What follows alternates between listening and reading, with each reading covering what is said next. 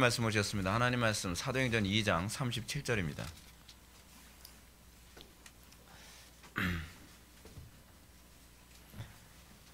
하나님 말씀은 사도행전 2장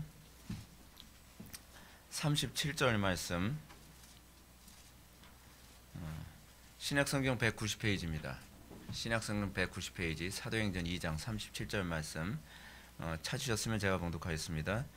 그들이 이 말을 듣고 마음에 찔려 베드로와 다른 사도들에게 물어 이르되 형제들아 우리가 어찌할꼬 하거늘. 아멘. 이 시간은 철로역정 첫 번째 강의가 되었습니다. 지난 시간에는 우리가 철로역정 서론 부분을 우리가 살펴봤고요. 이번 시간부터는 철로역정 우리가 이제 첫 번째 시간을 이제 살펴보도록 하겠습니다. 우리 오늘 철로역정 우리 첫 번째 강의 들어가도록 하겠습니다. 제 1강입니다. 이 그림 어떻습니까? 그 밑그림. 이거 누가 그린 그림인지 아십니까? 예, 황만 목사님 그림입니다. 예, 제가 이 배경 그림을 뭐로 할까 이제 고민하다가 황만 목사님이 이 그림이 사실은 인생의 여로를 담은 부분이었거든요. 그래서 이 그림에 대한 설명이 뭐냐면 겉으로 보기에는 이 세상인데 세상에 그 나무 뭐 못도 막 꽂혀 있고 막 그렇잖아요. 그리고 저 나무의 틈 사이로 다른 세상이 보이죠. 그래서 하나님께서 다른 세계를 소위 계시를 통해서 하나님께서 우리에게 보여주신 하나님 나라의 세계를 우리는 그 미세한 틈 사이를 바라봄으로 우리는 이 땅에서 순례의 여정을 가는 것이다 라고 하는, 그것도 혼자 외로이 순례의 여정을 가는 것이다 라고 하는 것을 이렇게 그림으로 한 폭의 그림으로 표현을 하셨어요. 그래서 야, 이것만큼 좋은 그림이 없겠다 싶어서 자, 이거로 요번에 밑그림을 한번 좀 삼아봤습니다. 허락은 안 맡았습니다. 예, 예. 선 그림 후허락. 그래서 제가 이제 전화해야죠. 예. 자, 우리 첫 번째 우리가 그 본문 한번 볼까요? 철로역정의 한 부분을 보겠습니다. 나는 꿈속에서 한 남자를 보았다. 그는 남는 옷을 걸치고 집에서 떨어진 어떤 장소에 서 있었다. 무거운 짐을 지고 손에는 책 한 권을 들고 있던 그는 이윽고 책을 펴서 읽기 시작했는데 읽어 내려가면서 몸을 떨며 울고 있었다. 그러더니 마침내 더 이상 참을 수 없다는 듯이 슬픈 목소리로 어찌할꼬라며 부르짖었다. 사도행전 2장 37절을 모티브로 해서 이런 표현을 만들어냈습니다. 전번에는 철로역정의 처음 서두 부분은 한 사람이 꿈을 꾸는 것으로부터 시작합니다. 그 꿈을 꾸는 사람은 자기 자신이겠죠. 그리고 그 꿈을 꾸는 그 사람이 꿈속에 한 남자를 봤는데 한 남자가 이런 행색을 하고 있다라는 겁니다. 근데 이 한 남자에 관해서 한번 볼까요? 이 한 남자, 이 한 남자의 얼굴이 연예인 중에 그 누굴 좀 많이 닮은 것 같아요. 누굴 닮았는지 잘 모르시겠죠? 제가 그 사람 이름을 잘 몰라가지고 하한가? 하한가 그 사람하고 좀 닮은 것 같지 않나요? 예. 아니 그냥 넘어갑시다. 예. 근데 이 한 남자가 이렇게 서 있습니다. 이 한 남자에 관해서 뭐라 하냐면 꿈속에서 한 남자를 보았다는 말로 시작하는데 거기서 그 한 남자를 보았다고 합니다. 이 한 남자는 번역 자신을 말하지만 다른 한편은 예수를 믿는다고 고백하는 모든 그리스도인들을 말하기도 하죠. 모든 그리스도인들은 어떤 사람이어야만 하는가? 저는 이 부분에 관해서 오늘 첫 번째 강의를 좀 시작하고자 합니다. 여러분, 우리는 오늘날 예수 믿는다는 것에 관해서 뭔가 교과서적이지 않다는 생각을 굉장히 많이 합니다. 여러분 어떤가요? 우리는 예수 믿는 것이 그냥 교회만 나오면 천국 가는 것으로 그 정도면 되는 것이라고 생각을 합니까? 하나님의 속성 중에 하나가 뭐냐면 하나님은 진리이십니다. 진리의 속성은 정확한 거예요. 굉장히 교과서적이죠. 근데 우리는 오늘날 소위 기독교가 예수를 믿는 소위 순례길을 접어든다고 하는 소위 구원의 은총을 받는다고 했을 때의 신자됨의 어떤 정확한 모습이 없어요. 그 부분을 염두에 두질 않아요. 그러다 보니까 어떤 문제가 생기냐면 교회를 나온다고 하는데 그 교회를 나오는 사람들의 삶의 모습에서 소위 공통적인 모습이 나와야 되는데요, 예수를 믿는다고 하는데 공통적인 모습이 없습니다. 근데 이 문제를 심각하게 생각을 안 해요. 적어도 예수 믿는다고 한다면 정신병자는 없어야 되잖아요. 예수를 믿는다고 한다면 광신자는 없어야 되잖아요. 예수를 믿는다고 한다면 그들 중에서 가정 파괴범은 없어야 되잖아요. 예수를 믿는다고 한다면 부도덕한 사람은 없어야 되잖아요. 예수를 믿는다고 한다면 사회에 무리를 주는 사람은 없어야 되잖아요. 근데 교회 안에 그런 사람들이 많아요. 근데 많은데 문제는 뭐라고 얘기하냐면 그래도 그 사람은 구원받은 것이라고 얘기하는 거라는 거예요. 왜요? 구원은 믿음으로 받지 행위로 받나? 근데 그게 우리가 어떻게 구원받는지를 전혀 모르기 때문에 자꾸 그 소리가, 속된 말로 그런 헛소리가 자꾸 나오는 거예요. 행위로 구원받는 거 아니라는 말은 행위가 안 나와도 된다는 얘기가 아니라 구원받은 사람의 열매로서 행위가 따라와야 된다는 얘기예요. 그 얘기가. 제가 왜 이런 얘기만 하면 자꾸 흥분하냐면요, 저는 10대 때서부터 이 문제 때문에 스트레스를 굉장히 많이 받았어요. 제가 여러분들에겐 그런 스트레스를 끼치지 않으려고 저는 목회를 정확하게 하려고 굉장히 애를 많이 썼습니다. 근데 저는 제가 자라온 10대 때는요, 교회답지 않은 교회에서 저는 자랐거든요. 이거는 교회라고 할 수 없어요. 완전히 세상도 그런 세상이 없어요. 그곳에서 굉장히 상처를 많이 받았고 몰상식한 모습을 많이 받고, 그러면서 저는 10대 때서부터 좀 그런 생각을 굉장히 많이 했어요. 과연 이게 정상적인 교회의 모습일까? 중학생, 고등학생 생활을 계속 지내면서 10대 아이가 그런 생각을 할 정도면 여러분 교회가 어땠을지 알만하죠. 그냥 원래 교회는 그런가 보다가 아니라 과연 이것이 정상적인 교회의 모습일까라는 생각을 계속 했다니까요. 저는 정상적이지 않다고 생각을 했어요. 전 둘 중에 하나라고 생각을 했거든요. 이게 교회라면, 이런 게 교회라면 하나님이 안 계시는 것이라든지, 하나님이 계시다면 이게 교회가 아님에 틀림없다라고 생각을 했어요. 논리적으로 저는 틀리지 않다고 생각을 했습니다. 그래서 저는 계속 고민했어요.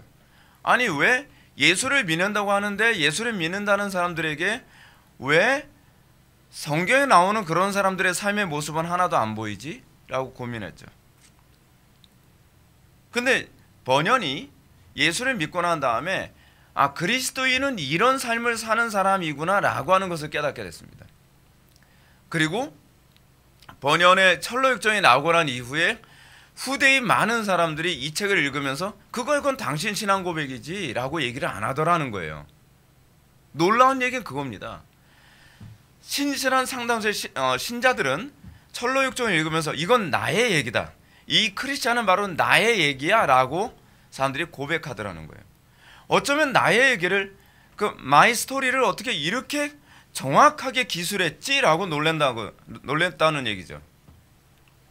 그 얘기는 무슨 얘기냐면 우리가 그리스도인이라고 하면서도 이 크리스찬의 삶과 우리의 삶이 아무런 오버랩이 느껴지지 않고 남의 얘기처럼 느껴진다고 한다면 우리는 좀 고민해 봐야 된다는 얘기입니다.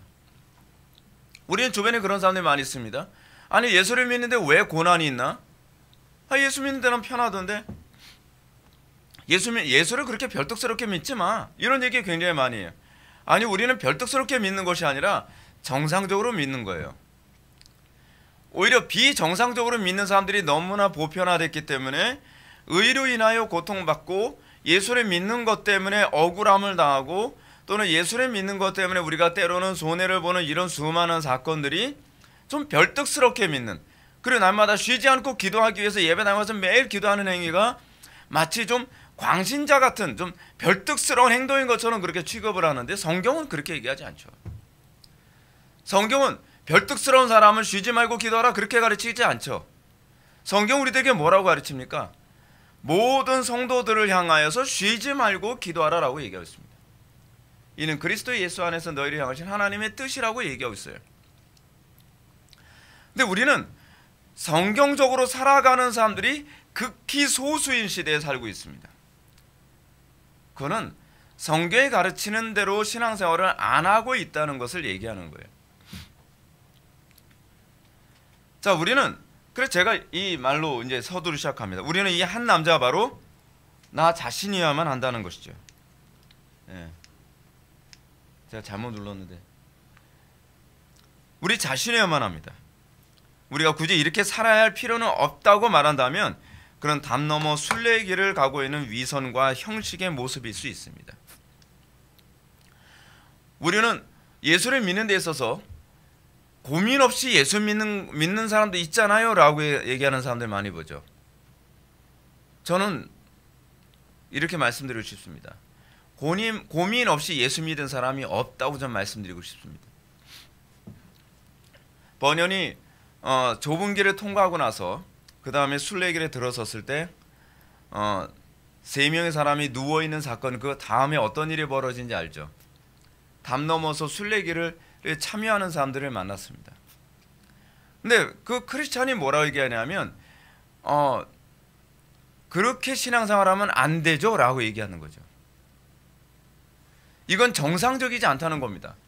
근데 그 사람들이 뭐라고 얘기합니까? 아니, 상당수의 사람들이 다 그렇게 해요. 당신같이 별특스러운 사람이나 꼭 좁은 길, 십자가 그런 거 얘기하는 거지 꼭 그렇게 해야만 구원받는 건 아니에요. 꼭 그렇게 별특스럽게 예수를 믿어야, 꼭 그렇게 심각하게 고민해 가면서 예수 믿어야 구원이 있는 건 아니에요. 구원은 믿음으로 받는 거죠. 우리 그런 얘기 흔히 많이 듣지 않나요? 감사하게도 저는 정말 오랜 세월 동안 고민하는 가운데 예수를 믿게 된 케이스입니다. 물론 저는 모태신앙입니다. 저는 4대째 예수를 믿는 집안에서 태어났고요. 그리고 저는 어렸을 때부터 교회 생활을 착실하게 하면서 컸습니다. 예배당 빠지는 법이 없었고, 그리고 주일날 학교에 나오라고 그래도 몸으로 때웠으면 때웠지 학교는 안 나갔어요. 그럼 월요일날은 항상 매 맞는 날이죠. 근데 그랬음에도 불구하고 저는 그때 신앙은 아니었던 것 같아요. 그냥 제가 가지고 있는 종교적 의무감, 그냥 그런 식으로 신앙생활을 한 거예요. 저는 개인적으로 납득이 안 갔던 게 하나 있습니다. 전 여러분한테 그런 질문을 던지고 싶어요. 구원의 감격이라는 걸 가지고서 여러분 예수 믿은 사람이 과연 몇이나 될까요? 오늘 우리 찬송가 보게 되면 그런 가사가 나옵니다. 날 구원하신 예수께 내 생명 모두 드리니. 여러분, 이게 가사가 와닿습니까? 이거는 어떤 사람한테만 와닿는 얘기죠? 날 대속하신 예수께 내 생명 모두 드리니 늘 진실하게 하소서 내 구주 예수여. 나 구주 위에 살리라 내 기쁨 한량 없으리. 나 구주 위에 살리라 라고 하는 이 말의 근거는요, 내가 의리 때문에, 내가 이 종교를 내가 믿기 때문에, 내가 의리 때문에 구주 위에 산다는 얘기가 아니라 내가 구주 위에서 사는 이유가 분명해요. 예수님께서는 나를 위해 생명 바치신 걸 난 알거든요. 피상적으로 그랬더라 그게 아니라 실제로 그거를 체감하고 있는 거예요. 십자가에 달려서 날 자유케 하신, 그걸 체감한 거예요. 예수를 믿고 그 변화가 있었던 거예요. 그래서 그분의 은혜에 감격해서 우리는 거룩하게 사는 거예요. 그 은혜에 감사해요. 그래서 감사로 나오는 게 뭐예요? 기도와 찬양과 그리고 율법 지킴, 거룩한 삶, 그거 얘기하는 거잖아요. 근데 문제는 이 감사가 없다는 거예요. 한국교회 교인들 중에 상당수가 이 감사가 없으니까 뭐라고 얘기합니까? 아, 주의 성수 철저히 해. 그럼 뭐를 꼭 그렇게까지 해야 되나요? 그 얘기는 뭐죠?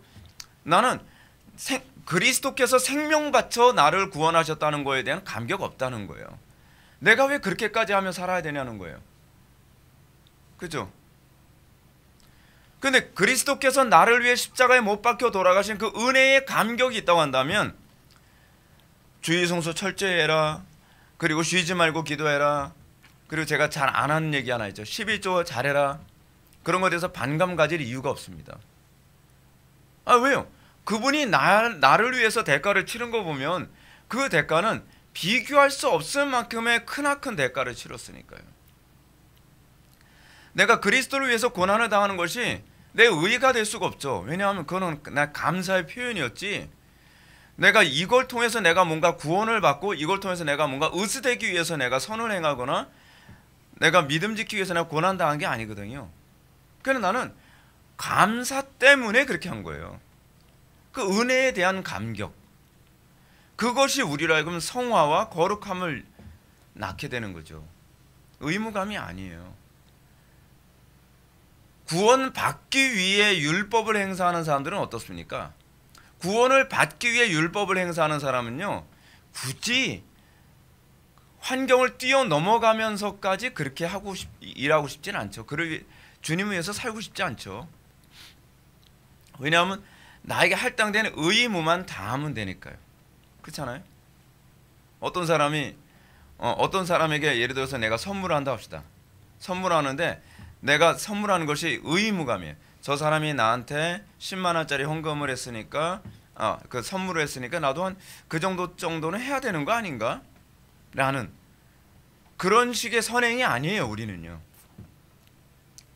우리가 하나님께 드리는 선행, 우리가 하나님께 드리는 헌신은 뭐냐면 갚을 수 없는 은혜를 내가 실제로 체감했고, 그리고 그 고백이 나한테 있고, 그래서 내가 더 큰 것을 드려도 내가 사실은 부끄러운 거죠. 근데 내가 이것밖에 못 드리는 것이 오히려 부끄러운 거죠. 그랬을 때 여러분, 우리가 제사장적 삶이 나오는 것 아니겠습니까? 그렇죠?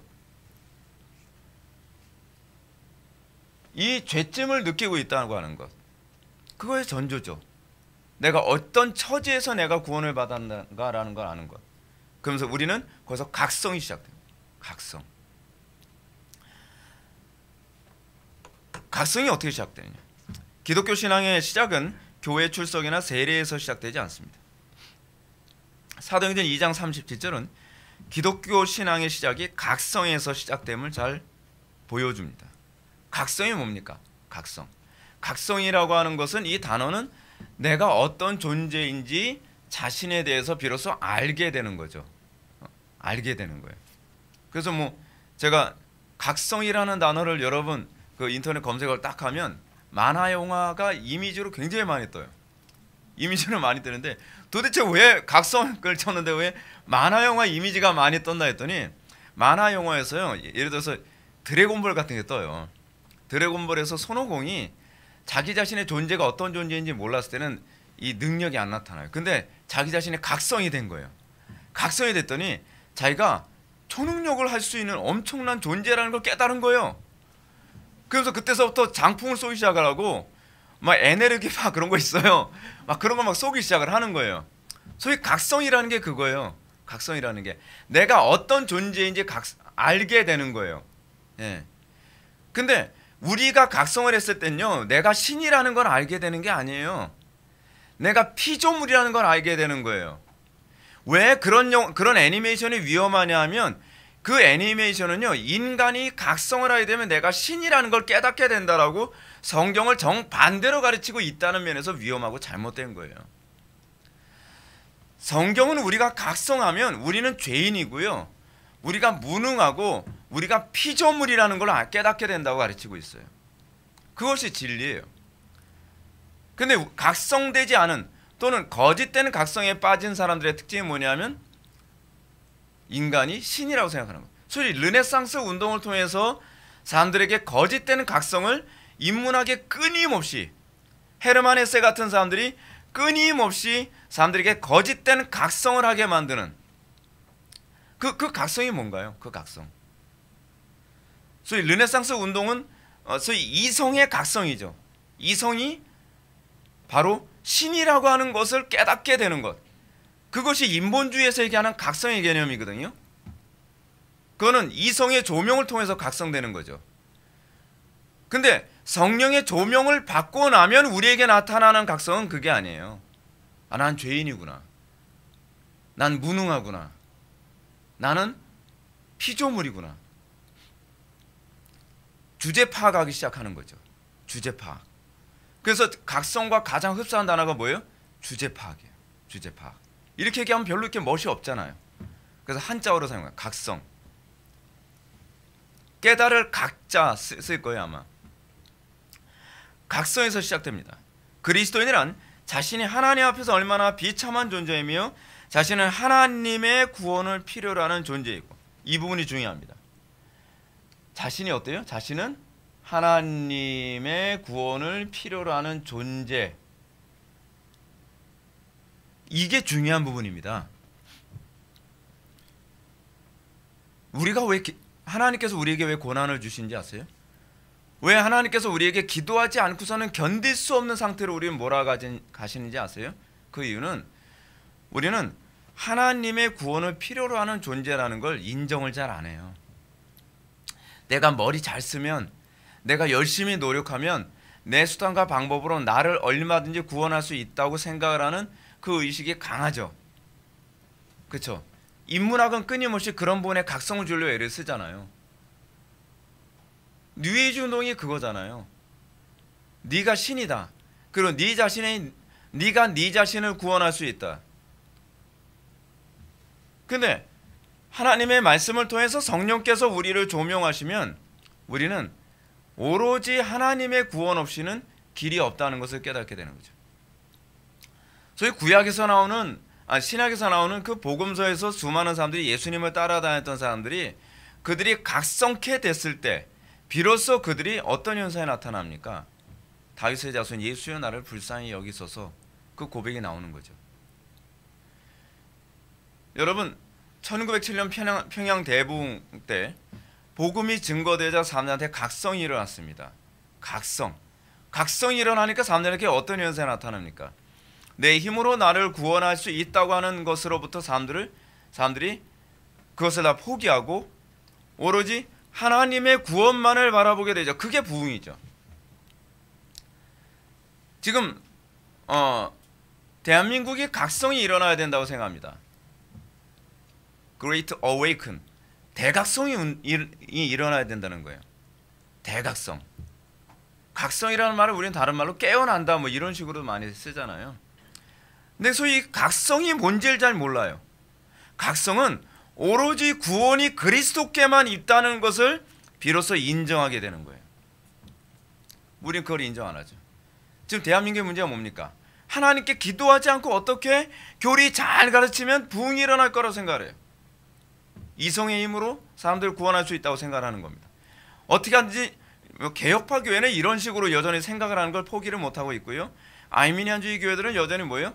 프로그램, 뭐 트레스티아스다, 알파다, 그렇지 않으면은 뭐다 해가지고 여러 가지 프로그램으로 사람들을 구원할 수 있고, 그리고 교회가 성장할 수 있고 이 위기를 모면할 수 있다고 생각하는 거예요. 각성이 안 된 거죠. 각성이 됐을 때 각성이 된 사람 또는 각성이 된 교회에게만 나타나는 특징이 있습니다. 기도와 말씀에만 전혀 힘쓰는 거예요. 기도나 말씀이 아니라 기도와 말씀이에요. 말씀만 추구한다고 했을 때는 이성의 힘으로 구원을 받을 수 있다고 생각하는 것이고, 기도만 추구하는 사람들은 이 기도라고 하는 것이 일종의 신비적인 힘을 통해서 구원을 받는다고 생각을 하는 거죠. 우리가 말씀을 추구하는 이유는 무엇입니까? 하나님의 방법으로만 구원을 추구하겠다는 거예요. 하나님의 방식으로만 구원을 추구한다 했을 때 우리는 기도에 매달릴 수밖에 없죠. 그래서 이 구원은 자기 스스로 할 수 없고 오로지 그리스도 안에만 구원이 있음을 인정하여 그리스도를 붙드는 사람들입니다. 그러니까 설교자들이 해야 되는 게 무엇입니까? 그리스도에게만 구원이 있다는 것을 끊임없이 성도들에게 가르치는 겁니다. 회개하라, 천국이 가까이 왔느니라. 주 예수를 믿으라. 그리하면 너와 내 집이 구원을 얻으리라. 주 예수를 믿는 것만이 너와 내 집이 구원을 받을 수 있는 유일한 길이라는 것을 인정하는 것은 각성된 사람들에게만 나타나는 현상입니다. 각성되지 않는 사람들은 율법의 행위로 스스로를 구원하려고 무진장애를 쓰죠. 내 수단과 방법으로 뭔가 구원할 수 있다고 생각하죠. 언제까지 연단을 받아야 될까요? 여러분, 하나님께서는 우리를 각성시키는 방식이 여러 가지가 있거든요. 설교를 통해서 여러분들의 죄인됨을 깨닫고 설교를 통해서 성령의 조명하신 가운데에 아, 이제껏 내 힘으로 나를 구원하려고 했구나라고 하는 걸 깨닫고 구원을 받는 사람도 있습니다. 제일 쉽게 구원받는 사람들, 제일 쉽게. 근데 그렇다고 해서 설교 딱 듣고 그 자리에서 딱 거듭나는 그런 것이 아니라 항상 나타나는 방식이 있어요.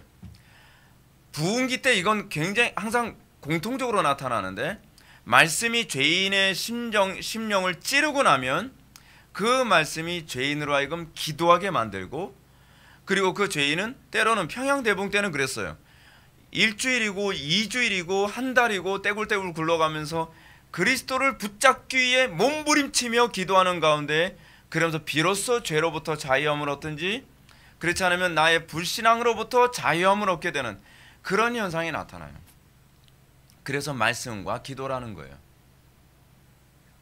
제가 여러분들 기도를 흐리멍덩하게 하는 걸 제가 굉장히 싫어하는 이유가 뭐냐면요, 정상적으로 각성된 사람은요 기도 생활을 등한시하지 않고요, 기도의 효력이 안 나타나도 마음 편하게 살 수가 없습니다. 왜냐하면 우리는 처음 구원을 받을 때서부터 이 기도가 가져다주는 효력을 알면서 우리는 구원을 받아요. 그래서 구원을 중언부언하듯이 기도에서는 구원이 우리에게 생기지 않는다는 걸 우리는 본능적으로 알고 구원을 받아요. 이거 인정 안 하는 사람도 굉장히 많이 있죠. 왜냐하면 그 사람들은 기도가 뭔지, 그리고 하나님께서 기도를 왜 우리에게 주셨는지를 이해를 잘 못해요. 기도는요, 심령이 정말 절박한 사람들, 심령이 주리고 목마른 사람들이 매달리게 되는 그런 은혜의 방편이기 때문에 그렇습니다. 근데 한국 교회가요, 기도가 굉장히 외식화돼 버렸어요. 언제부터일까요? 배부르고 등 따스해지면서. 기도 강조하면 다 싫어해요. 제가 굉장히 많이 느낀다니까요. 관계가 좋던 사람도요, 기도 강조하면 저를 싫어하기 시작을 해요. 아니, 예수를 믿는 사람인데 왜 기도하는 걸 그렇게 싫어할까요? 기도에 관해서 얘기를 하면 굉장히 불편해요. 여러분, 기도에 관해서 불편한다면요, 여러분들 자신 정말 돌아봐야만 합니다. 여러분들이 정상적인 그리스도인이라고 한다면 여러분은 끊임없이 나의 기도를 계속 점검하게 돼 있어요. 더 온전한 기도를 없을까? 더 온전하게 기도할 수 없을까? 여러분들 기도에 결코 만족할 수 없습니다. 지금 한국교회 교인들에게 흔히, 특히 우리 개혁파 교회 안에서 흔히 나타나는 부분이 뭐냐면, 지적으로 자기가 너무 많이 알고 있다고 생각을 하니까 기도에 관해서 안 배워도 된다고 생각을 하는 거예요. 왜요? 기도에 대해서 목마르지 않으니까. 기도에 대해서는요, 아무리 배워도 여전히 부족해요. 아무리 배워도 여전히 부족해요. 제가 이걸 뭐라고 말로 다 표현할 수 없을 정도, 저는 이 기도 얘기만 나오면 속이 터질 것 같아요. 답답해서요. 그 영혼 죽은 거거든요. 여러분, 한국교회가 언제부터 이렇게 허물어지기 시작했는지 아십니까? 기도를 개떡같이 하면서 한국교회가 허물어지기 시작했어요. 기도 생활을 위선적으로 하게 되면요, 교회가 위선적으로 가요. 기도에 생명이 없으면 교회는 무너지게 돼 있습니다. 교회에 생명이 없어져요. 자, 각성된 사람에게 나타난 특징 4가지 한번 봅시다. 첫 번째, 그 옷차림은 누더기 옷을 입은 행색을 하고 있다고 얘기합니다. 두 번째, 그는 손에 책 한 권을 들고 있다고 합니다. 세 번째, 그 남자는 등 뒤에 상당히 무거운 짐을 지고 있다고 합니다. 네 번째, 나는 어쩌면 좋은가 하며 애통하고 있다고 합니다. 자, 여러분들 이 4가지 조건이 여러분들한테 다 해당되나요? 여러분들은 내가 정말 누더기 옷을 입은 존재였다는 것을 경험하고 그 가운데서 여러분들 자유함을 얻은 경험이 있나요? 아니면 난 그런 거 난 몰랐는데, 난 전혀 모르겠던데, 난 그냥 구원받았어요. 구원받았다는 건요, 우겨서 될 일이 아니에요. 여러분, 우기지 마세요. 자꾸 어디서 이상하게 교육을 받아가지고 자꾸 우기는 것만 배웠는데요. 제가 옛날에 어떤 스타디 하던 목사님들하고 이제 이런 얘기를 했을 때였어요. 구원받은 신자의 표징에 관한 얘기를 이제 잠깐 얘기를 했는데, 그래서 어떤 그 목사님과 사모님 두 분이 굉장히 기분 나빠하시더라고요. 제가 그분들을 대놓고 얘기 안 했거든요. 그냥 그 특징을 제가 얘기한 거예요. 그랬더니 그분들이 갑자기 기분이 나빠가지고 저보고 그러는 거예요. 목사님, 그럼 우리가 구원받지 못했다는 거예요? 라고. 아, 도둑인가? 왜 발이 저려서 그런지 모르겠어요. 여러분, 자기에게 신자됨의 이런 특징이 안 나타난다고 한다면 저한테 따질 문제가 아니죠. 따지려면 예수님께 가서 따지든지, 자기 자신을 점검하고 뒤돌아보며 자기의 신앙을 다시 뒤돌아봐야 될 문제잖아요. 근데 뒤돌아보지 않아요. 그냥 우겨요. 여러분들에게 여러분들 신앙을 점검할 수 있는 기회가 주어졌을 때 냉정하게 여러분들 자신을 점검할 수 있기를 바랍니다. 두 번째, 그는 손에 한 권의 책을 들고 있었다라고 얘기합니다.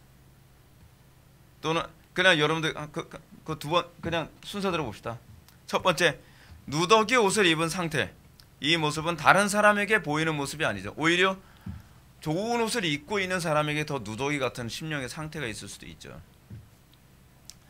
성령의 조명을 통해 각성되어 하나님의 안목에서 자신을 보는 상태를 말합니다. 그리스도인이란 어떤 존재인가 하면요, 그리스도인이란 하나님의 안목을 비로소 소유하게 된 사람입니다. 더 쉽게 얘기하면 하나님의 안목을 소유했다는 것은 비로소 자기 자신을 객관적으로 볼 수 있게 됐다는 거예요. 하나님의 안목을 우린 다른 말로 객관이라고 얘기할 수 있어요.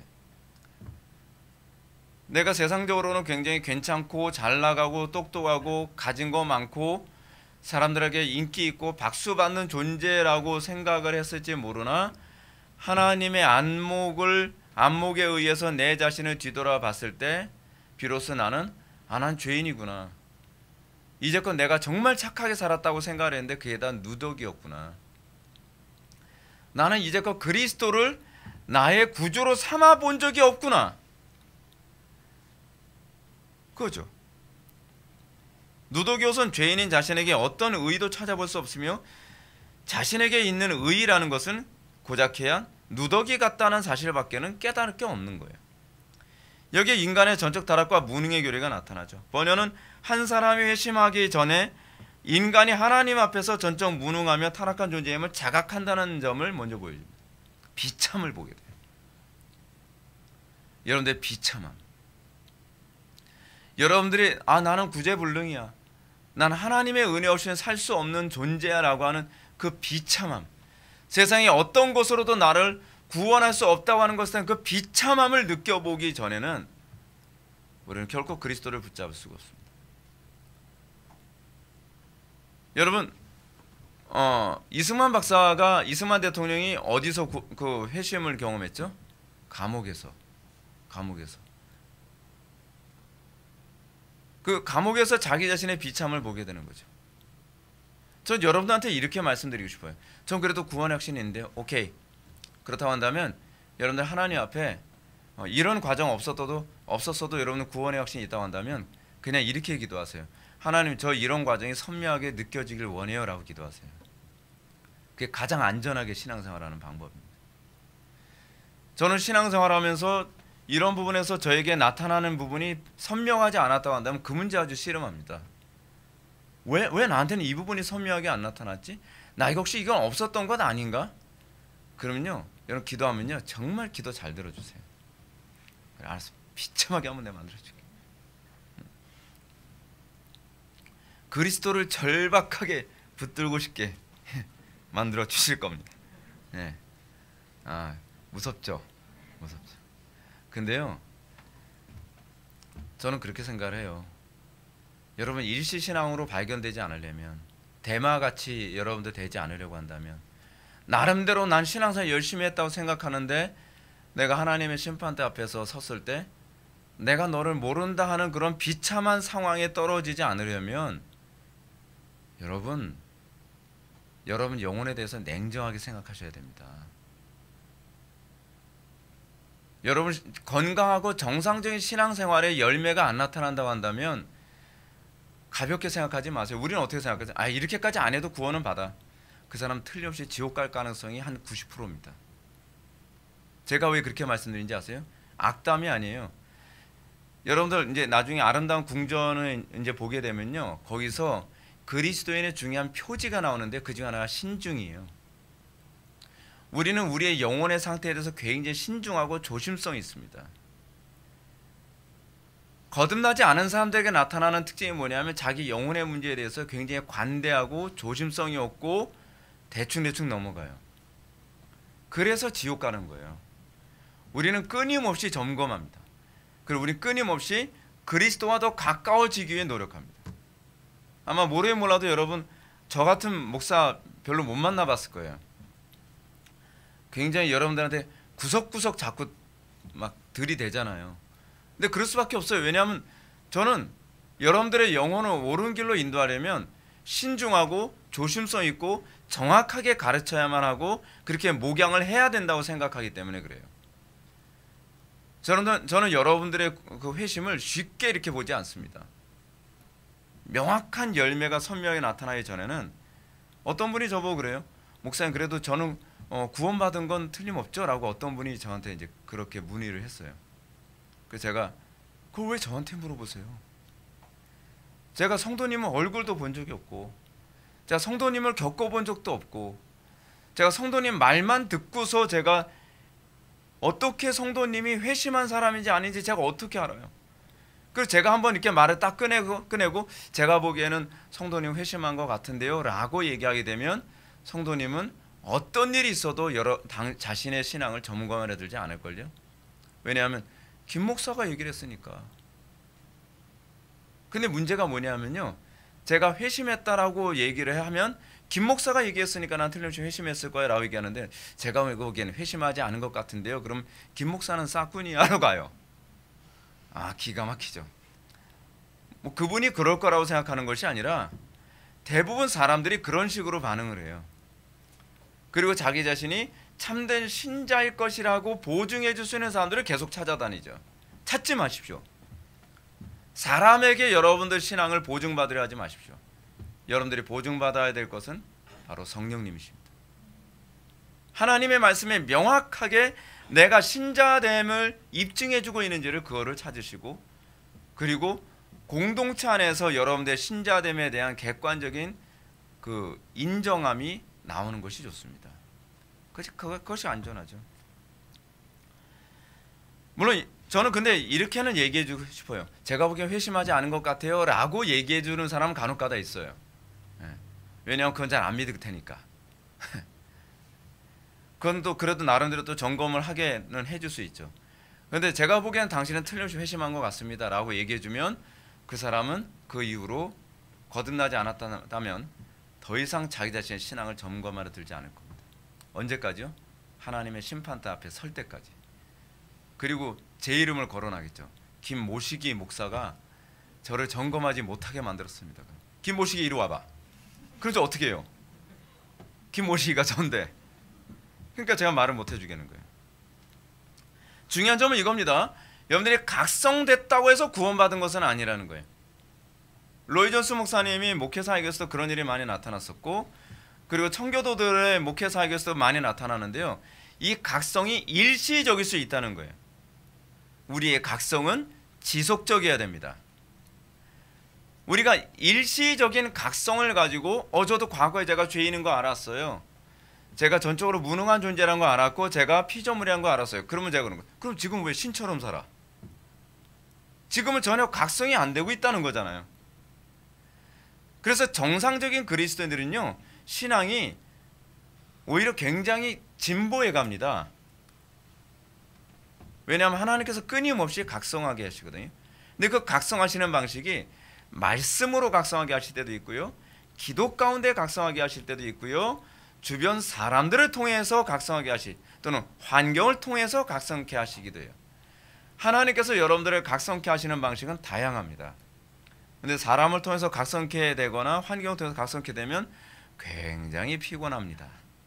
그죠? 근데 하나님께서는 그걸 통해서 계속 각성하게 하세요. 기도를 좀 덜 하시면 각성하게 하시는 방법이 또 있어요. 하나님께서. 뭐 그건 알아서 선택하세요. 뭐 선택할 수 있는 조건이 없는데 주어진 선택권이 있는지 모르겠는데 하나님께서 택한 백성이라고 한다면 하나님께서 각성할 수 있는 다양한 방법, 메뉴가 굉장히 많으시거든요. 제가 겪어보니까 하나님 굉장히 많은 메뉴로 우리를 계속 각성케 하세요. 그래서 에이구 내가 피곤해도 기도하고 말지 그렇게 되더라고요. 그러니까 하나님께서 이렇게 각성케 하셔서 비로소 각성케 하는 궁극적 목적이 뭐예요? 구원받기에 적합한 상태가 되게 하는 데 있어요. 그리스도를 붙들게 하는 데. 그렇죠? 신약성경에 나오는 이 12년 동안 혈액병 앓았던 여인 각성케 하기 위해서 어떻게 했어요? 여러분들이 여기에 해당되지 않기 바랍니다. 12년 걸렸어요. 이 여인이 각성케 되는데. 그렇죠? 아무 의원에게 계속 치료받아도 소용이 없게 하시고 돈으로도 안 돼요. 그리고 의술로 안 돼요. 인간의 힘으로 안 돼요. 오로지 그리스도를 붙잡아야만 내가 구원이 있음을 깨닫게 된 거죠. 예수님 뭐라 그러시죠? 네 믿음이 너를 구원하였느니라. 그죠? 어떤 사람은 그러죠. 뭐 어둠의 세계에서 조폭 생활 오래 하면서 회의를 느끼다가 비로소 거기서 각성돼서 예수 손가락 하나 자르고 예수 믿게 되는 사람들도 있죠. 손가락 왜 자르냐고요? 조폭들이 그냥 안 놔준대잖아요. 너 여기서 탈퇴하려면 손가락 하나 잘라. 뭐 그런 식으로. 요즘에도 그런지 모르겠는데 옛날엔 그랬다 그래요. 그렇게 각성하고 싶지는 않죠. 대가가 너무 크잖아요. 그렇죠? 한 사람이 각성을 하는 데 있어서 그 사람이 진정으로 각성됐다고 했을 때는 그들은 기도로 그리스도를 붙잡는 법을 배우게 됩니다.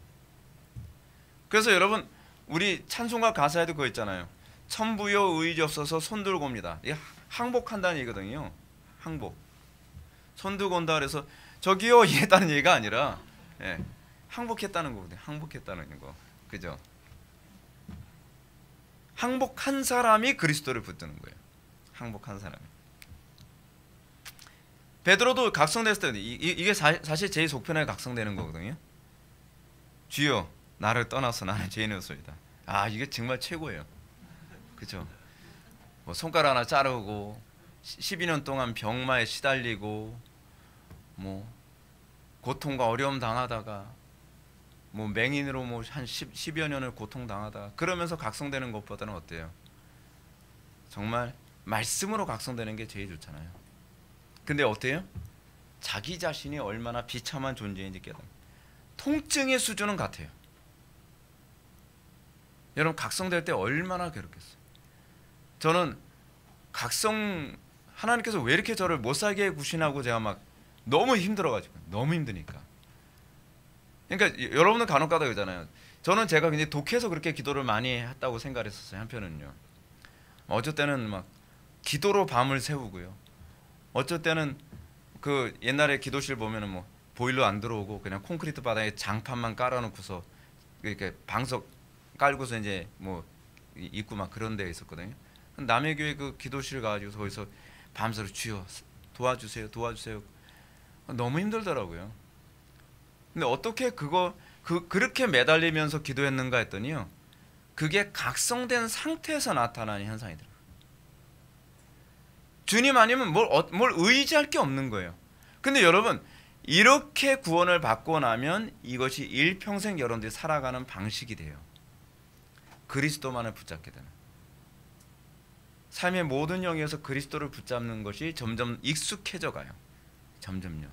물론 우리는 그리스도만 의지했다가 또 세상 의지했다가 한 대 맞고 다시 그리스도 또 의지하다가 또 한 대 맞고 그러면서 이것이 횟수가 점점 줄어들어 가면서 점점 그리스도만을 의지하는 것이 점점 익숙해져 가고 점점 더 이게 모습이 좋아지죠. 그것이 이제 성화되는 과정이에요. 각성이 그런 식으로 일어나요. 사도행전에서는 사람들이 베드로의 설교를 듣고 어찌할 거라며 탄식했다 그래요. 탄식 없이 예수 믿는 법 없다는 거예요. 근데 영접기도 한번 독개의 방망이 여러분 분명히 기억하십시오. 영접기도라는 것은 교회사에서 한 번도 없었던 겁니다. 과거에 영접기도하고 비슷한 게 있었죠. 면죄부. 면죄부는 돈이라도 들죠. 영접기도는 돈도 안 들어요. 그래서 믿음으로 구원받는다라고 하면서 영접기도로 쉽게 구원받는 법을 얘기하죠. 영접은 그렇게 하는 게 아닙니다. 영접이 뭐예요? 영접하는 자 곧 그 이름을 믿는 자들에게는 하나님의 자녀가 되는 권세를 주셨으니. 근데 그 이름을 믿는다고 하는 것이 어떻게 나오는지를 사도행전에서 어떻게 가르치죠? 각성되어 그리스도를, 그 이름을 믿죠. 그 이름을 믿는 사람들에게 나타나는 특징이 뭐죠? 주의 이름을 부름. 주의 이름을 부름이 뭐예요? 예수님, 그게 아니죠. 다윗의 자손 예수여 나를 불쌍히 여기서, 그것이 복음서에서 얘기하는 영접하는 자예요. 주의 이름을 부름, 그 이름을 믿음. 그 이름이 뭐예요? 나의 유일한 구원자라고 하는. 그래서 그걸 다른 말로 뭐래요? 예수가 그리스도시다. 구원자란 얘기죠. 주의 이름을 부른다는 얘기가 그거라니까요. 그리스도만이 나에게 구원을 주실 수 있는 분이라는 것에 대한 외침. 그래서 여러분, 정상적으로 예수 믿는 사람들은요, 가벼울 수가 없습니다. 가벼울 수 없다고 해서 여러분들이 좀 착각하면 안 되는 게 뭐냐면, 항상 무거워야 된다는 얘기는 아니죠. 그리스도는 어때요? 굉장히 밝고 굉장히 쾌활하지만 그들은 경솔하지 않다는 얘기예요. 근데 요즘 기독교인들 어떻죠? 굉장히 경솔하죠. 굉장히 신중하지 못하죠. 안 믿는 사람들이 봤을 때 별로 존경 안 가고, 게으르고 나태하고 신중하지 못하고 조심성 없고. 그래서 안 믿는 사람들이 기독교인 요즘 별로 안 좋아하잖아요. 분명한 건 이렇습니다. 철학자들이 철학을 하는 수준보다 더 자기 자신의 영혼의 문제에 심각하게 고민하는 가운데 그리스도를 붙잡은 사람이에요. 그럼 가벼울 수 없죠. 굉장히 신중하고 묵직한 느낌이 들죠. 우리의 신앙의 선배들 보시죠. 굉장히 묵직했죠. 여러분, 번연이 원래 묵직한 사람이 아니잖아요. 번연이 원래 어떤 사람이었어요? 수다 떨기 좋아하고 춤추는 거 좋아하고 헛짓거리하고 돌아다니는 거 굉장히 좋아하는, 그죠? 번연이 자기 자신의 인생을 그렇게 얘기해요. 나 원래 그런 인간이었어. 배지장만큼 가벼운 인간. 근데 그가 예수를 믿고 나서 어떤 현상이 나타나요? 그가 예수를 믿고 나서 굉장히 묵직한 사람이 됩니다. 경솔하지 않은 사람이 돼요. 그게 예수님을 영접한 사람들에게 나타나는 모습이에요. 근데 요즘 기독교인들에게 그런 게 없죠. 그게 저는 답답한 거예요. 두 번째, 손에 책 한 권을 들고 있습니다. 한 남자의 손에 책 한 권을 들고 있으면 이 남자의 각성 원인이 무엇인지 잘 보여주죠. 그건 바로 성경입니다. 성경이 죄인을 각성케 하는 데는 이유가 있습니다. 성경은 하나님을 아는 지식을 제공하며 이 지식이 인간의 죄인됨을 알게 하죠. 여기서 중요한 점은 각성의 동기가 성경 말씀이라는 사실입니다. 찬양을 통해서 각성하는 법 없습니다. 어떤 사람, 전 찬양을 통해서 구원받았어요. 도대체 어디에 근거를 두고서 그렇게 얘기하는지 모르겠어요. 그냥 개종했다고 얘기해야 돼요. 개종. 나 종교를 바꿨어요. 그렇게 얘기해야 돼요. 그 용어로 그렇게 함부로 그걸 회심이라고 생각하면 안 돼요. 정상적인 회심은요, 끊임없이 자기의 삶 속에 각성의 연장선에 있어요. 근데 찬양하는 가운데 그 엑스타시에 막 너무 황홀해서 나 예수 믿어야 되겠다. 그래서 교회 나왔어요. 근데 예배 시간에 맨날 졸아요. 예배 시간에 말씀에 전혀 관심이 없어요. 성경 읽지도 않아요. 맨날 찬양만 해요. 맨날 기타만 치면서. 신곡이 뭐야 요즘 옛날 찬양하면 지루하게 촌스럽게 무슨 옛날 찬양. 요즘 그 신곡 정말 좋은 거 하나 했는데, 목사님 우리 교회는 신곡 안 하나요? 그러지. 가요 신곡 찾아다니는 거하고 무슨 차이가 있어요? 찬송가는 너무 촌스러워요. 찬송가 왜 촌스러울까요? 날 대속하신 예수께 내 생명 모두 드리니, 뭘 와닿아야죠. 나 위해서 주님께서 대속하신 건 전혀 안 느껴지고, 예수님이 그냥, 이 사람들이 느끼는 예수님이 뭔가 하프라도 하나 들고 다니고 기타 하나 둘러매고 다니시는 분처럼 생각이 드는 거예요. 또는 간증을 통해서 예수 믿었다는 사람이 있어요. 어떤 연예인이 와서 무슨 총동원주의 같은 거 하다 보면 연예인 있잖아요. 최모시기 이런 사람 무슨 모시기 해가지고 나와서 요즘 좀 히트 친다고 하는 연예인 나와가지고서 어머 너무 잘생겼다. 그냥 간증하는 내내 그 간증 내용 하나도 안 들어오고 그냥 얼굴만 보이는 거, 얼굴만. 저 사람이 예수 믿었다니까 나도 예수 믿어야지. 그건요 구원하고 아무 관계가 없어요. 그건 예수 믿은 게 아니에요. 또 신비적 체험. 어느 날 자기는 예수 믿을 의향이 없었는데 잠을 자는데 뭔가 환상을 봤어요. 또 누구한테 또 기도를 받았더니 뒤로 자빠졌어요. 그거 있잖아요, 요즘 장풍 쏘는 목사님들. 또 어느 날 보니까 자기가 뭐 불치병이 있었는데 뭐 병이 치료가 됐어요. 그러니까 뭐가 있긴 있나 보네. 있긴 있나 보네인데 그리스도를 의지할 마음이 없어요. 말씀에 관심이 없어요. 가짜죠. 정상적인 그리스도인은요 말씀과 기도에 전무하게 돼 있어요. 둘 중에 어느 한쪽도 결핍이 없어요. 왜냐하면 말씀이 우리의 양식이 되고 기도가 우리의 호흡이 되기 때문에 그렇죠. 성경적으로 각성된 증거가 없는 사람들은요 결코 진리를 사모하지 않습니다. 찬양으로 각성됐다는 사람들은 맨날 찬양 집회만 따라다니죠. 신비적 체험으로 각성됐다고 하는 사람들은 맨날 신비적 은사 체험만 추구하고 맨날 그런 집회만 찾아다닙니다. 뭐 요번에 뭐 어느 집회에서 뭐 몇 사람이 뭐 병 고침 받았고 몇 사람이 뭐 장풍으로 쓰러졌고 금가루 날렸고 어디야 어디. 내용이 어땠든 별로 중요하지 않아요. 환상을 보고. 간증을 통해 각성된다고 하는 사람들은 맨날 간증한 사람을 우상시합니다. 정상적인 신자는 말씀을 통해 하나님의 영광을 보고 자신의 타락과 무능을 자각하며 회심합니다. 그래서 설교자를 통해 은혜를 받아도요 설교자를 우상화하지 않고 말씀을 절대적인 위치에 놓게 됩니다. 세 번째, 등 뒤에 상당히 무거운 짐을 지고 있다고 얘기합니다. 각성된 죄인은 비로소 죄의 무게를 실감합니다. 피상적으로 자신의 죄인이라고 고백하는 것이 아니에요. 우리 그런 얘기, 저는요 죄인이에요. 굉장히 가볍게, 전 죄인이에요. 어떡하죠? 제가 보기엔 죄인으로 안 보이는데? 우리가 정말 죄인이라고 하는 것을 느낄 때 우리는 어떻게 해요? 이 죄 문제를 해결하지 않고선 견딜 수 없는 정도의 무게. 이 크리스찬이 등에 메고 있는 그 죄짐에 관한 무게는 어느 정도일까요? 빨리 벗어 던지고 싶어서 견딜 수 없는. 그래서 이 사람이 순례길을 가면서 십자가 앞에 도달하기 전에 어떻게 해요? 계속적으로 그러잖아요. 세속 현자를 만나서도 이 죄짐을 빨리 뗄 수만 있다면 이게 얼마나 무거운지 알 수 있죠. 어깨를 내리누르는. 제가 이제 조교 시절 때, 제가 군대 있을 때 조교 시절 때요, 여단장 이취임식을 했었습니다. 1대대에서요.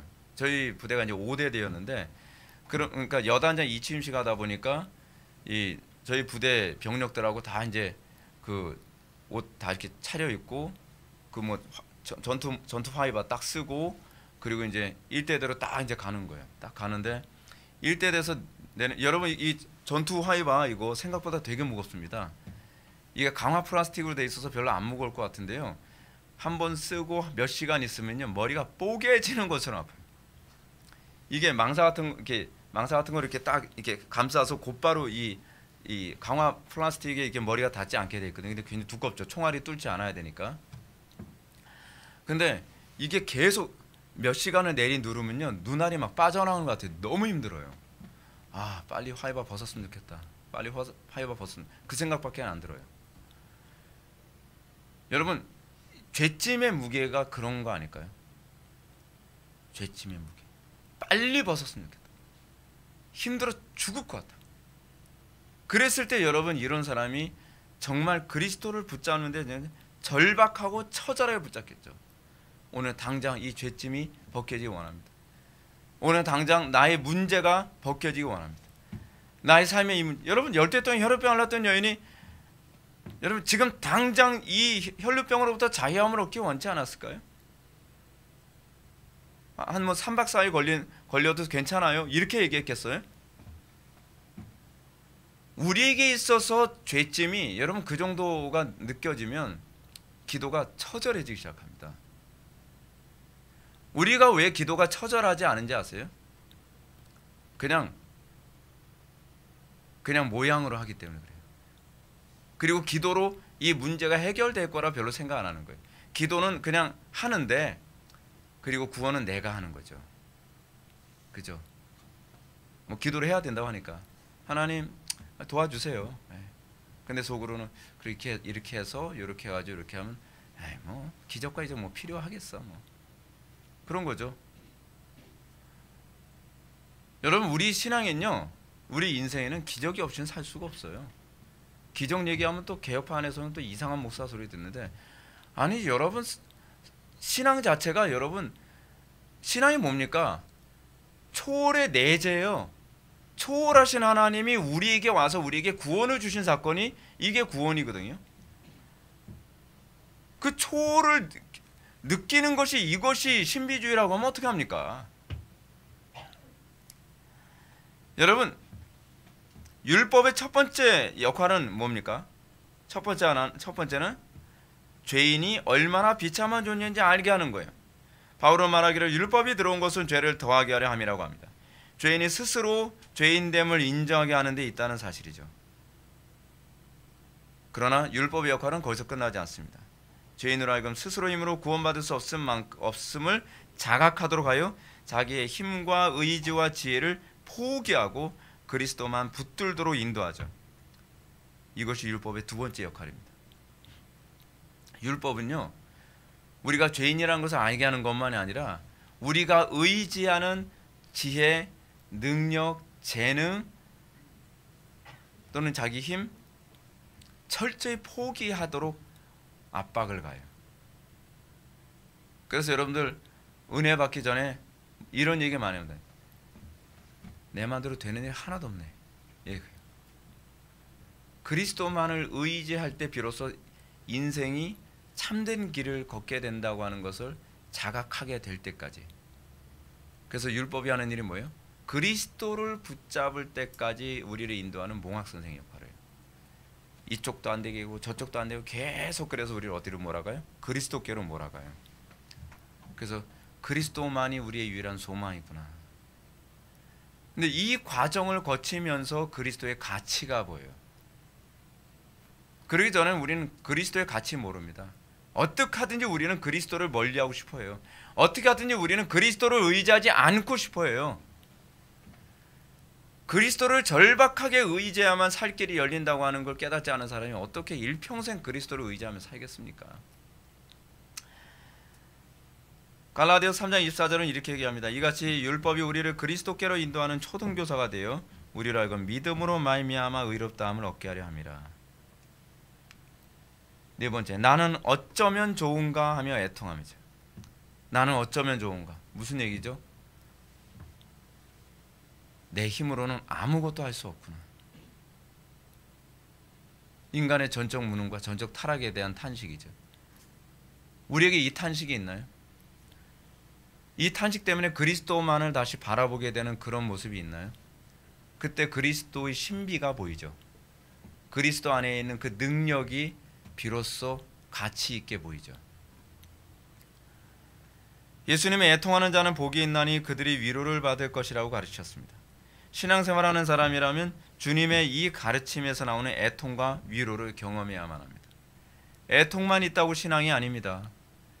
애통하면 그것이 반드시 위로를 경험해야죠. 성령께서 주시는 애통에는 반드시 위로가 찾아옵니다. 왜죠? 하나님께서는 우리에게 위로를 주시기 위해 애통하게 하시는 것이니까. 그죠? 제가 말씀드렸죠. 항상 뭐가 먼저요? 위로가 먼저 준비되고 그 다음에 우리를 애통하게 하시죠. 그래서 우리는 애통하다 중간에 멈추는 것이 아니라 성령께서 끊임없이 그 위로를 받을 때까지 그리스도를 붙잡게 하시죠. 우리가 포기하고 싶다고 포기되는 것이 아니에요. 그 기업을, 그 은혜를, 그 선물을 받을 때까지 하나님께서는 우리의 의지를 붙드시고 우리의 마음을 그곳에서 쏠리게 만드셔서 결국 하나님으로부터 오는 위로를 받게 하심으로 그 은혜의 위대함을 찬송하게 만들죠.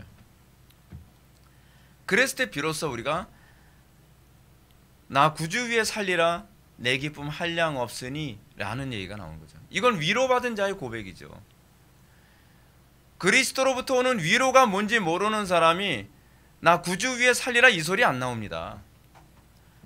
구주 위에 살라고 하면 부담스러워. 구주 위에 살라고 안 하는 교회 가야지. 그런 거 아니에요? 아니 우리가 그리스도의 은혜로 말미암아 구속의 은혜를 받았다고 하는 그 고백의 실줄이 있다면, 구원의 확신이 있다면서요.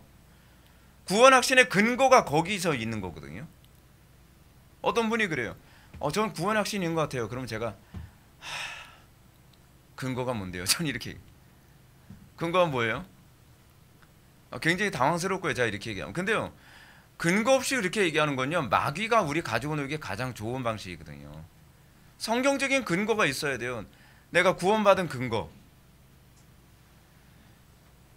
우리는 한 사람이 각성됐다고 해서, 우리는 성령께서 각성하게 하셔서 애통하게 된 신자는 주님께서 주시는 위로를 받을 때까지 구하고 찾고 두드림을 보이게 되어 있습니다. 구하고 찾고 두드리면 어떻게 해요? 하늘에 계신 천부께서 성령을 너에게 선물로 주지 않겠느냐? 그렇죠? 성령을 주신단 말이에요. 성령의 내주하심. 말로만 자신이 죄인이라고 고백하는 것은 위선자의 특징이죠. 전 죄인인 것 같아요. 전 죄인이에요. 죄인이면 죽어야지 뭐. 그래도 기분 나빠요. 왜 기분 나빠요? 그래도 그렇게 말씀하시는 거 아니죠. 죄인이라고 인정 못하나요? 인정 못하는 건 아닌데 기분은 나쁘잖아요. 여러분, 우리가 죄인이라고 한다면 우린 이미 죽은 목숨이고, 그리고 주님께서 우리를 살려주셨다고 한다면 우리는 어떻게 해요? 나 구주 위에 살리라가 당연히 나와야죠. 주님 위에서 사는 것이 마치 엄청난 내가 희생을 하는 것처럼, 내가 엄청난 내가 손해를 보는 것처럼 생각한다면 좀 곤란한 거 아닌가요? 이거는 한국교회가 그래서 제가 기본이 안 돼 있다는 거예요. 번연 당시에도 사람들이요, 이 과정 없이 순례길 들어간 사람들이 많으니까 이 과정 없이 순례길을 들어간 사람들에게 교회에서 헌신을 얘기하게 되면 눈에 쌍심지를 켜고 보는 거예요. 그리스도를 위해서만 살려면, 제가 이 땅에서 사는 것도 버거운데 내가 왜 그리스도를 위해 삽니까? 그건 제가 교회 봉사 정도만 하면 되죠. 주객이 전도된 거예요. 우리는 하나님의 영광 위해서 살도록 부름받은 존재고요. 나머지는 옵션이에요, 이건요. 그리고 이 옵션이라고 하는 이 영역도 사실은 하나님의 영광을 드러내기 위해서 주신 영역들이에요. 이걸 뗄 수가 없어요. 근데 우리가 이걸 자꾸 착각하고 있는 거죠. 왜요? 정상적인 코스대로 예수 믿은 게 아니기 때문에 그래요. 자꾸 담 넘어서 와요. 담 넘어서. 진정으로 자신의 죄인됨과 비참을 깨달은 사람이라면 그는 쉬지 않고 구하고 찾고 두드리는 일을 하게 되죠. 구원받았다는 사람들은 많은데 기도하는 사람들은 별로 없어요. 구원받았다는 사람들은 많은데 구하고 찾고 두드리는 사람들은 별로 없단 말이에요. 가짜죠. 그래서 우리는 한 사람이 각성됐다고 해서 그가 거듭난 그리스도인임을 의미하지 않는다면 알아야 되죠. 각성은 순례길을 가도록 만드는 도화선에 불과합니다. 우리는 이 각성이 충분히 숙성돼야만 합니다. 저는 여러분들이 충분히 숙성되는 가운데에 그리스도를 붙잡게 되는 이 은혜가 임하는 것이 전 좋다고 말씀드리고 싶습니다. 왜냐하면 이 과정을 통과하면요, 웬만해서 흔들리지가 않아요. 그리스도의 가치가 보이니까. 근데 그리스도의 가치가 안 보이니까 자꾸 양다리 걸치고 싶은 거예요. 그리스도를 쉽게 포기하고 싶어지는 거죠. 왜요? 자기는 별로 그리스도가 가치 있는 분이라고 느껴본 적이 없거든요. 실제로 한국교회 교인들의 실상이에요. 정치적으로 자기가 조금 위기에 있으면 나 몰라라 그리스도 내팽개치고, 장사하는데 조금 손해만 보면 나 몰라라 그리스도로 내팽개치고, 사람들한테 조금 안 좋은 평가 들을 것 같으면 나 몰라라 그리스도를 내팽개치고, 예배한다고 코로나19 이 사태에서 예배한다고 좀 다른 사람들한테 안 좋은 소리 들을 것 같으면 나 몰라라 그리스도 내팽개치고. 이렇게 쉽게 그리스도를 부인하고 그리스도를 껌값 취급하는 신앙을 어떻게 구원받은 신앙이라고 얘기할 수 있습니까? 그럼 또 이렇게 얘기를 하죠. 목사님, 구원은 행위가 아니잖아요. 그리고 진짜 구원은 하나님의 심판대 앞에 가서 봐야 되는 것 아닌가요? 그럼 확신을 할 수가 없는 거죠. 구원의 확신 교리를 그렇게 얘기했다가도 또 이럴 때는 또 말을 또 바꿔요.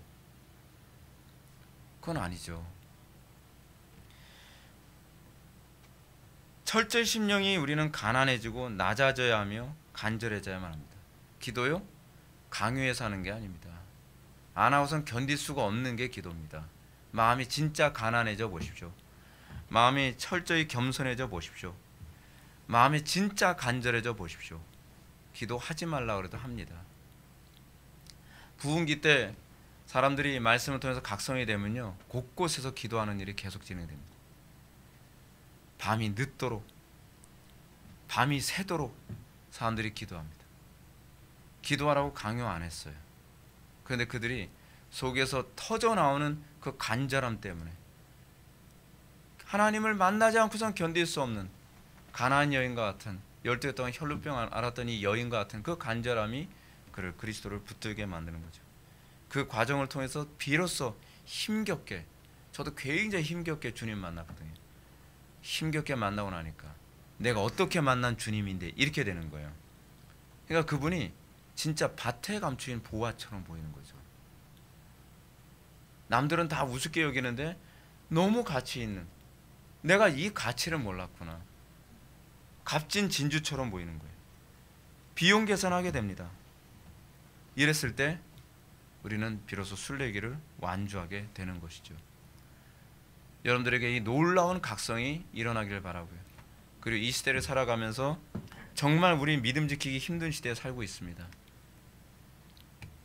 믿음 지키기 힘든 시대에 여러분들 끝까지 믿음 지키면서 여러분 가려면 각성부터 정말 제대로 돼서 그리스도의 가치가 선명하게 보여서 나 구주 위에 살리라, 내 기쁨 한량 없으니 주 십자가에 달려 날 자유케 했으니 내 몸과 마음을 주 위에 다 쓰게 하소서, 다 쓰게 하소서. 이게 우리의 기도가 되는 거죠. 특별한 사람들의 고백 아닙니다.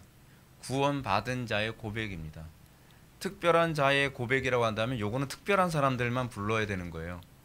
근데 어느 시대든지 이 찬송가는 진짜 구원받은 성도들에게는 다 공감을 했고 같이 눈물을 흘리며 부를 수 있었던 찬양이었습니다. 여러분들의 이 찬양의 가사가 여러분들의 고백이 되기를 주님의 이름으로 축원합니다. 기도하시겠습니다. 사랑이 많으신 하나님, 우리가 오늘 시간 철로역정의 첫 번째 시간으로 각성된 한 남자에 대해서 우리가 살펴보았습니다. 우리가 철저히 각성되기 원합니다. 우리가 대충 예수 믿지 않고 정확한 그 순서를 밟고 과정을 통해서 우리가 그리스도인 된 그 증거가 선명하게 드러나기를 원합니다.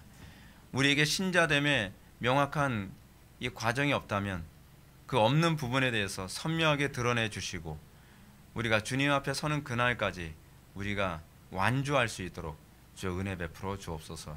예수님의 거룩하신 이름으로 기도올옵나이다. 아멘.